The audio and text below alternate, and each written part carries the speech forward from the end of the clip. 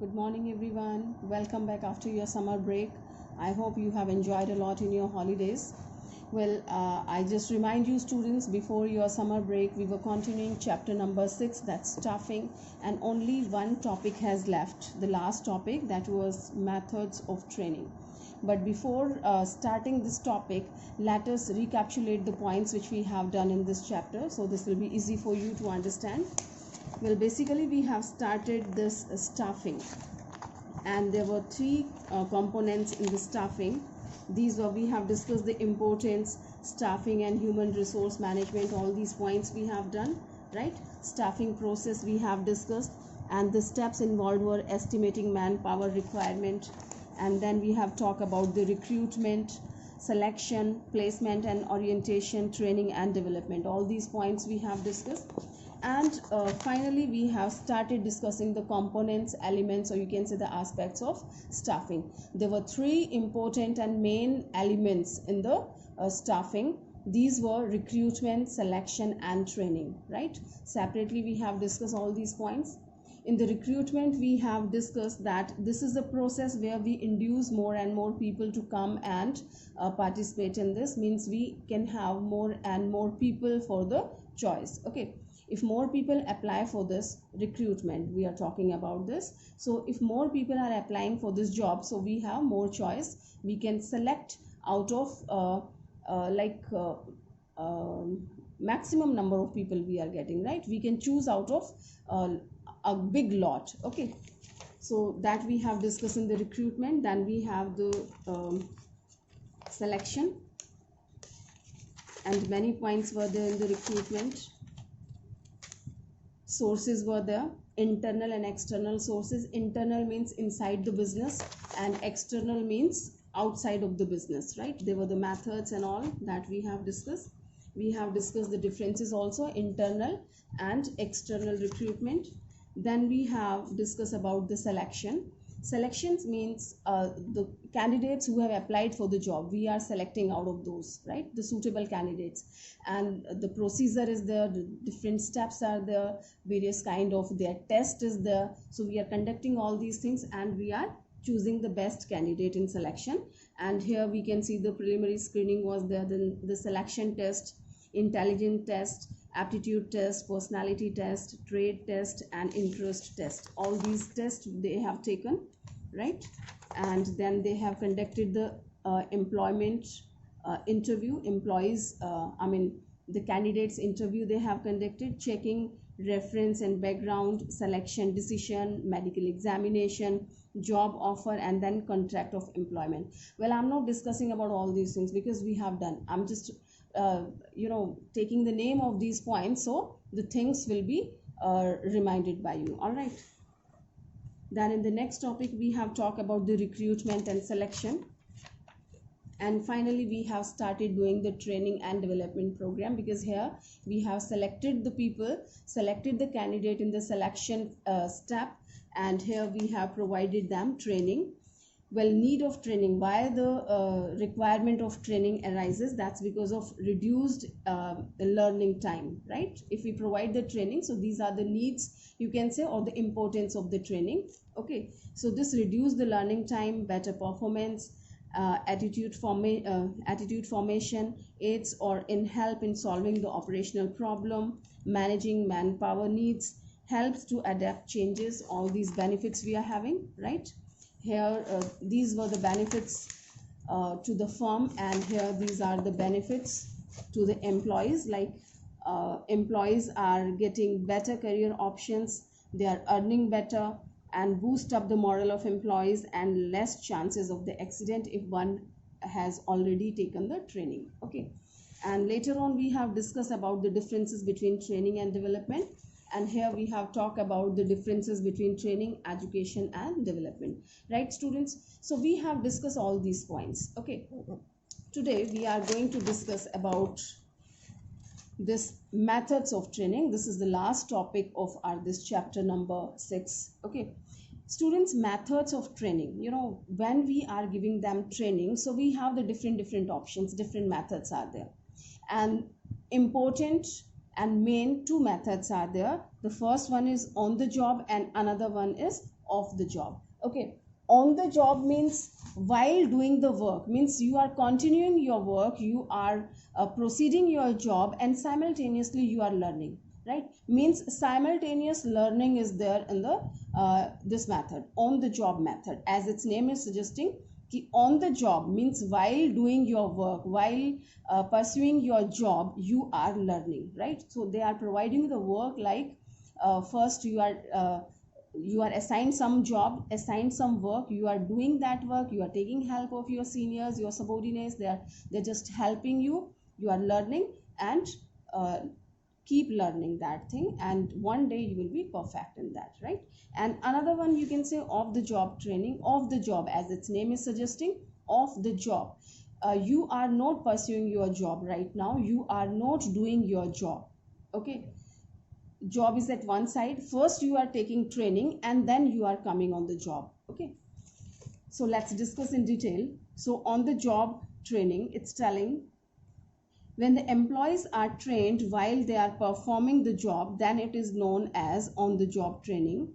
Under this method, the employees learn by doing. Okay, this method is suitable only for technical jobs, and the advantage of this method is employees can learn the practical problems while working on the job. It's telling that this kind of training is good for the technical people, you know, they have to learn the skills. So some techniques are there, by the time you don't touch that, you don't start doing that work, you will not learn. So this method is suitable for those type of jobs. And it's telling the biggest disadvantage. Of course, every method has some advantages and disadvantages.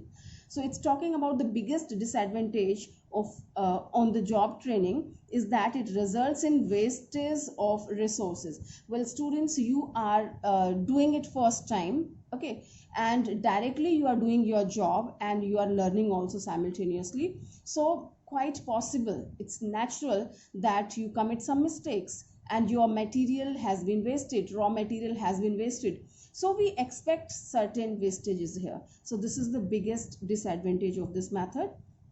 So whenever employees are dealing with expensive and sophisticated machinery, then on the job method of training should be avoided, right? So it's telling whenever some expensive things are there, expensive raw material is there, or you can say the sophisticated machineries are there, right? So this method should be avoided, because if you touch that machinery and sometime that breaks down and becomes a cause of a heavy loss. So this should be avoided in this kind of situation, because this is the biggest drawback of on the job. I hope you understood what is on the job method. Well, now we will talk about off the job training, as I have told you, but let's read it out. Off the job training means training the employees by taking them away from their work position, which means employees are given a break from the job and sent for training, right? So it's telling away from the job, they are not pursuing their job, they are not doing their job at present, their job is at one side, and first they are getting the training, they are getting perfection, and then they are joining the job. So this method of training is more suitable for managerial job positions, as conferences, seminars are held to train the managers. All right. So first, through these seminars and these conferences, we are making them aware and we are teaching them, means a kind of training, and then they are joining their job. So here we have talked about on the job and off the job training, right? Now certain techniques are there, the methods are there. So the common and popular techniques or techniques of training under on the job method, means what are the methods on the job. Okay, on the job, while doing the job, what are the methods of the training? So the first one is apprenticeship program or training. Apprenticeship means you are learning while doing your job. Fine. So the workers, everything has the same thing, they are learning on the job, but these are the different methods suitable for the different kind of, different categories of the job. So the workers seeking to enter skilled jobs are sent for apprenticeship training program, which is an on the job method of training. in the apprenticeship program, a master worker or a trainer is appointed. Here it's talking about skilled work, skilled job when you are starting. So here they appoint one trainer, okay, because you are a trainee, you are getting the training, and one trainer has been appointed. He will be doing the work and you will be observing. Okay, he's doing the work because I don't know anything, I'm just getting training. I don't know the ABC of this work, fine.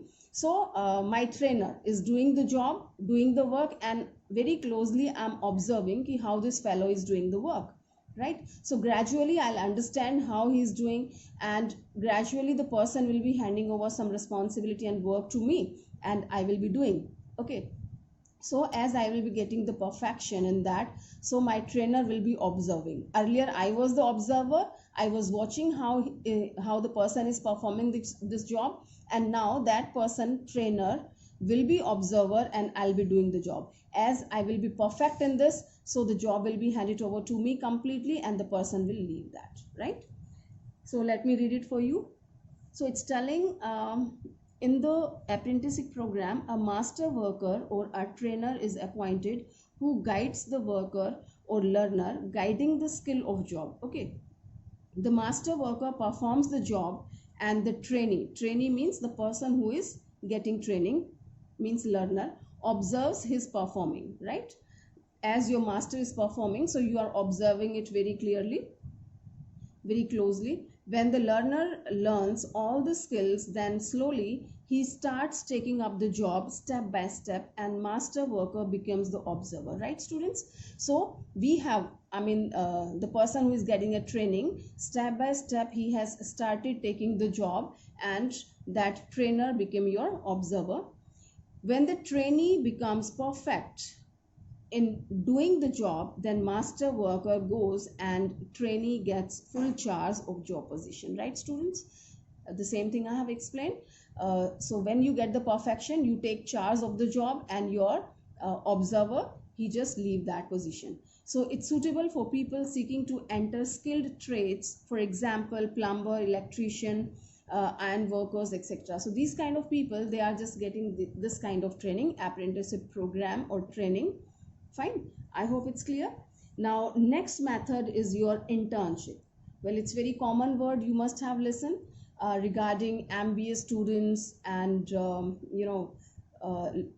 the students who are pursuing this law and chartered accountancy course. So these people, they have to do the internship first, right? After that they get the charge of the job. So they are doing the work and they are learning certain things first they are learning and then they are applying. So it's telling internship is an agreement between the professional institutes and the corporate sector, where professional institutes send their students to various companies so that they can practice the theoretical knowledge acquired by them through professional institutes, right students? All these professional institutes, they tie up with certain other kind of companies and institutes which are required for their students to be practiced, okay? And they are sending their students to learn certain things over there. So under this training program, the organizations get people with fresh ideas and talent, knowledge and latest knowledge, and the companies have to pay very less amount of salary, which is called stipend. On the other hand, the students get chance to practice under the real work situation, right? So it's telling where the students are getting their training, internship they are taking. So these students are paid very less amount, so we don't call it a salary, okay? This amount which is given by the trainer to them, to the trainee, that amount is called stipend, okay? Now on the other hand, the students get chance to practice under the real work situation. So here, this is what, which method? This is on the job method. If we talk about the chartered accountants, right, the students who are pursuing this course, so they are forced to do the training under any chartered accountant, and that is called the period of the internship, right? Internship, they are actually working with the CAs, actually working the work which is done by the chartered accountants, right? So these students or these the candidates are assigned the job by the CAs, the real work they are doing, right? And they are getting the stipend. So they are learning on the job. In fact, they are doing the work and they are learning. Well, next method is your induction or orientation training. Students, we are talking about the training you must be knowing. These are the methods of the training on the job methods, right, while doing the job. So here this is third method, induction or orientation training. This is the method where all the employees has been introduced first, right, when they join the company. So it is must that they must know the rule, regulations, do's and don'ts of the company. So they are introduced with all these things through the orientation program. So we call it a training program. Okay.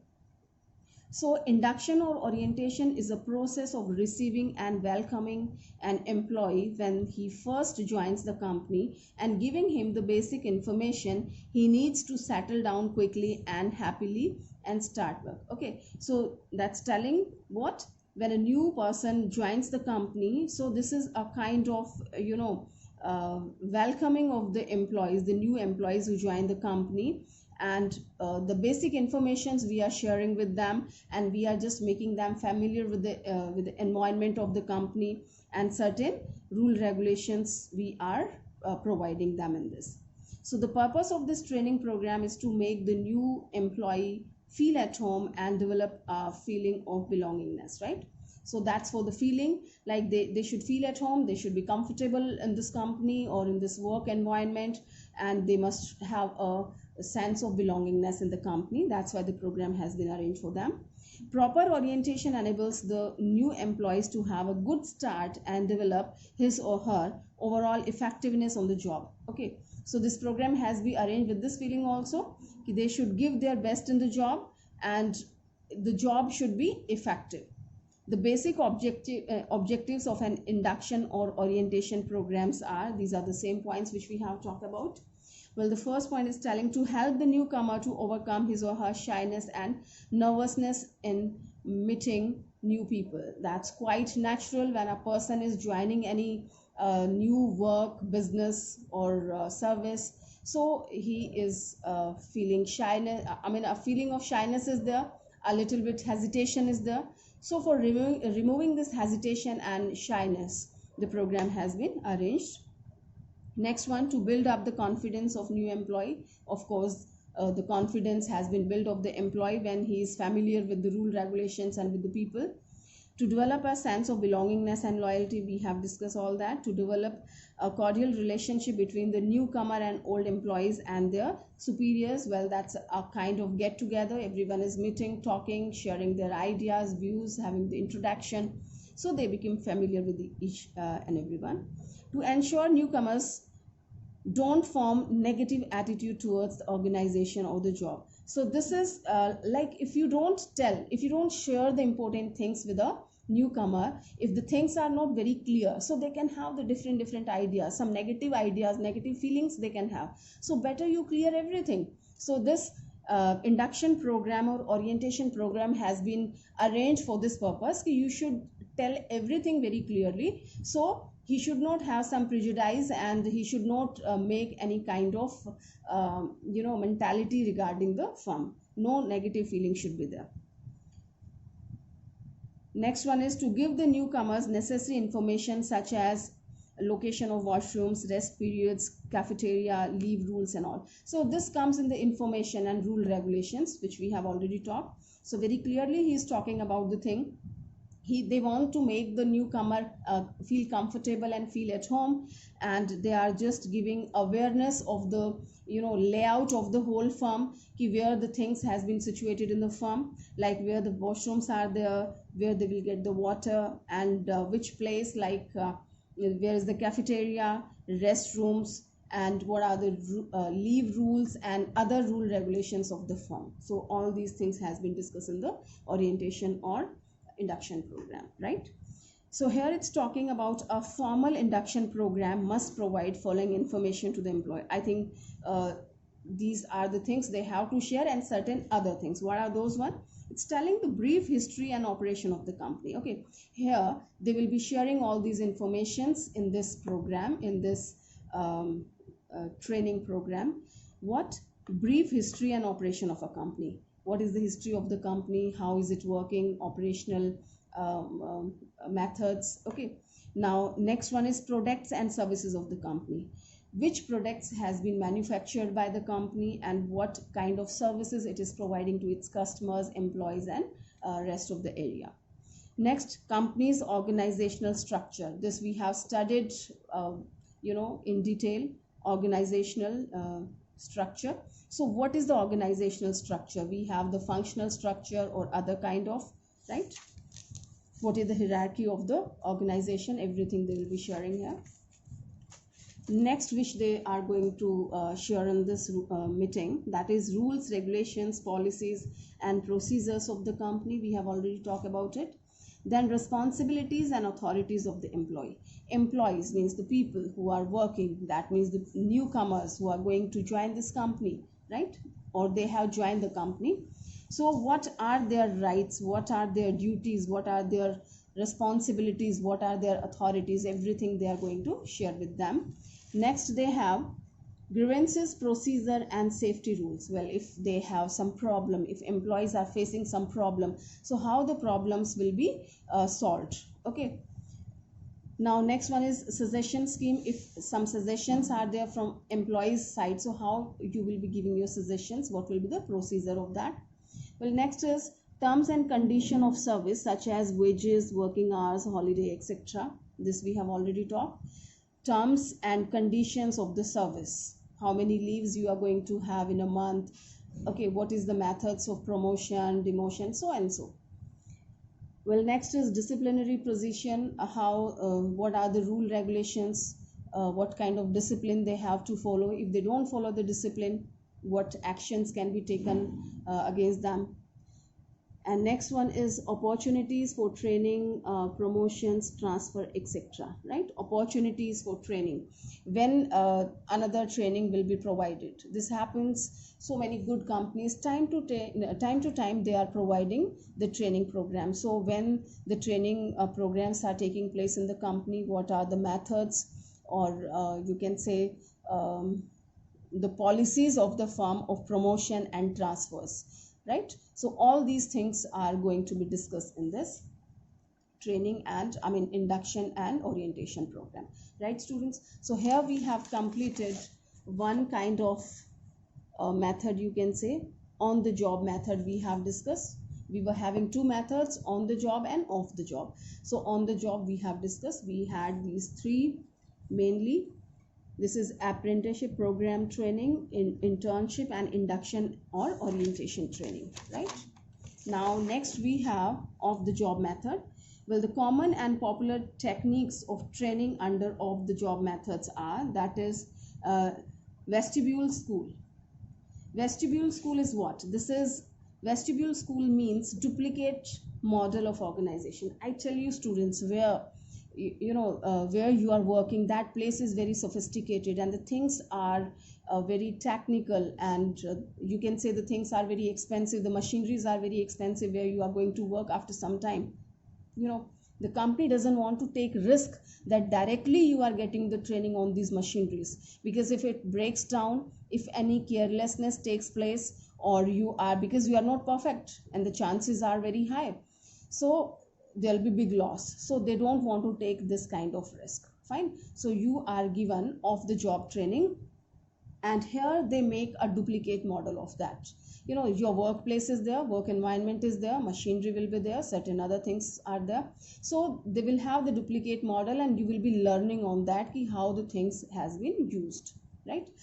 If we take example of our accountancy and all, if one is given assigned this job to do the entries and all, so the main register is very important, and no cutting should be there, no duplicacy should be there, no whiteness should be used. So in that situation, you are provided rough register. First you do the entries here, and if it is accurate, it is proper, then you can post it in the final one, right? So this is vestibule school means duplicate model of organization. Generally, when the expensive and delicate machineries are involved, then employers avoid using on-the-job methods of training. A dummy model of machinery is prepared, and instead of using original machinery, employees are trained on dummy models. Sometimes the accountants who have to make entries in inventory register or cash register, they are first supplied the duplicate registers with the same columns as in original registers, right students? And when they become perfect in making entries in duplicate register, then they are handed over original register. I hope it's clear. uh, uh, that you have original registers, but you are not assigned the original registered first you are issued the duplicate one, pass the entries over there. When you get perfection while passing the entry in the duplicate registers, then you are authorized to pass the entries in the original one. Okay. Now vestibule school is an off the job method of training which makes use of benefit of on the job method, right students? Where we have some drawbacks on the job method, so we can have the benefits in that regard. Means the drawbacks of that method will be the advantages of this method, right? So that's all in this chapter. We have completed this on the job and off the job training methods, and here they have explained this through a chart. This is the common and popular techniques of training under on the job method, and this is off the job. And on the job we have discussed apprenticeship program and training. This is internship, induction or orientation training, and here it is vestibule school, right students? I hope you understood it very well and you have completed this chapter. Once again, I'm reminding you students, watching the video is very important, and please complete your MCQ and case studies. This you have to do yourself, and if you face any problem, if you don't understand anything, you must ask me. Okay. Second thing, learning. It's very important students. I assign some work. This is you have to prepare the notes, although I'm giving it for learning also, but you don't land your ear for this. So please be particular about the learning. Otherwise you will be in a problem. It won't be possible to learn within a few days. Even 1 month won't be sufficient to learn, because the things will be massed. Everything will be massed. So please take care. Keep learning. Thank you.